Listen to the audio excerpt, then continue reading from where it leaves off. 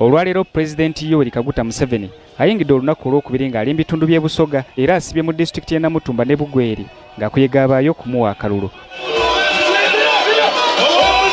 Museveni awerekeddwako mukyala we era minisita w'ebyenjigiriza Janet Kataha Museveni nga yaniriziddwa amyuka Ssaabaminisita asooka era omubaka omukyala wa disitulikiti y'e Kamuli Rebecca alitwala Kadaga, omumyuka Ssaabaminisita owookusatu Lukiya Nakadaama, minisita w'ensonga z'obwa pulezidenti Mire Babire Babalanda n'abakulembeze ba NRM mu disitulikiti y'e Bugweri.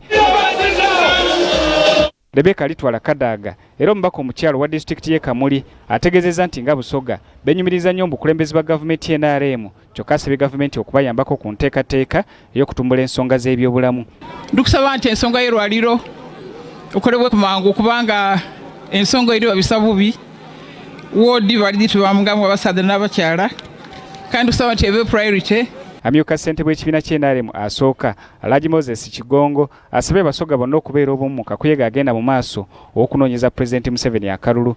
Ekintu ekituleese wano era kye mbasaba mubeere wamu muyinaikinge muwe movement obululu tubeere nga tuyitamu era tubasobole okubakolera ebintu bingi naye ng'ekikulu kukuuma mirembe. Minisita w'ebyenjigiriza era mukulembeze eggwanga Janet Kataha Museveni asabidde Pulezidenti Museveni akalulu kubanga bingi ebikoleddwa. So I want to thank you, the people of Bugweri, for knowing that this day is important for us and you came in person. You didn't say others will tell me what happened. You came here in person so that you know what the government has done in the past and what it is going to do in the future because you are part of that government. President Museveni mu kwogera kwe ategeezezza nti mu mwaka gwa 1973 yali mu bitundu by'e Busoga ng'azze okufaafagana n'abayeekera ba Idi Amin abaali basimba makanda mu bitundu by'e Bugweri.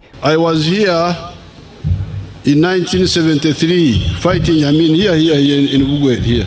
I want to salute the families in Busoga who worked with us fighting Idi Amin. In the last 40 years, we have put the tradition of Anyankore had what they called Omuganda. President oluvudde e Bugweri akubye olukungaana olwokubiri mu disitulikiti y'e Namutumba.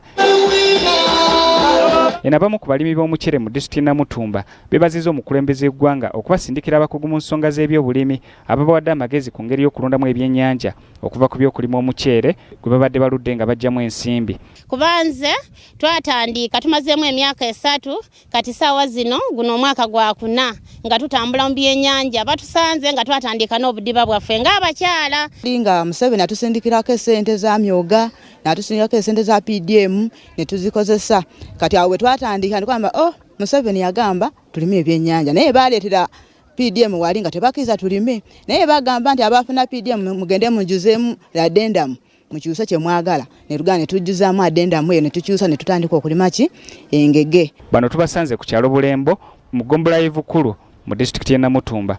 Okusinga bano baali balimi ba muceere mu lutobazi olwa Naigonga nga beekolamu ebibiina by'obwegassi okuli Vincent Fish Farming, Bukono Youth Fish Farming bwe bayita okusobola okufuna abakugu ku ngeri gye basobola okulondamu ebyennyanja mu kifo ky'okulima omuceere. Ali mu muceere nga tufuna katono abaana tebasoma tetulina we twebaka bubi embeera zaffe nga si nnungi obulamu bwaffe tebweyagala naye kati saawa zino mukama waffe kye yatukolera tuli kumwebaza nti tugende mu maaso. Sanyufu nnyo olw'okulaba nti eprojekiti eyo yagituleetera tulibadde tuli mu muceere tukuluusanira mu muceere tetulina bye tufunamu olimye eka namba ofunyeemu mwaka mulamba ofunye obukadde bubiri kuliko abaana okusoma kwambala biki kulwala ne tukaaba ne tugamba ne tukoze tutya naye twalaba eprojekiti nga tujje mu kitoogo muno mu ntobazi tuli tuteeseemu ebyennyanja. Okusomooza kwe tubadde nako kwokka be basuubuzi abasuubula omuceere be batayagalira pulojekiti eno naye abantu bwe twababalira ekibalo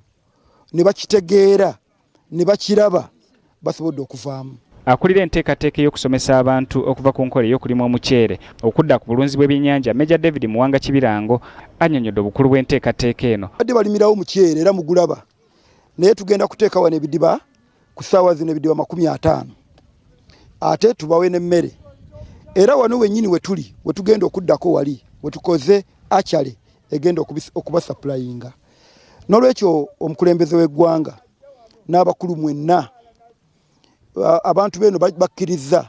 Bano balaajanidde omukulembeze w'eggwanga okwongera okubakwasizaako mu nteekateeka y'okusima ebidiba okuyambako ku mulimu gw'okulunda ebyennyanja. Mu magombolola gano tulina ebidiba 95 ebyakasimwa 95 ng'ovugyeko bino ebiri wano n'ebyabalala bibasimya abavubuka.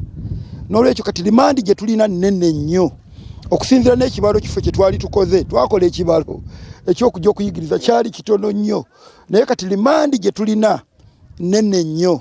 Awo enkubirira mukama wange president nti abantu b'omulimu bwagwagadde kubanga bakkiriza okuvaamu.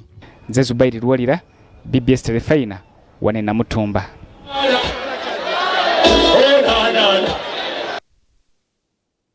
Webale Zubairi Lwalira.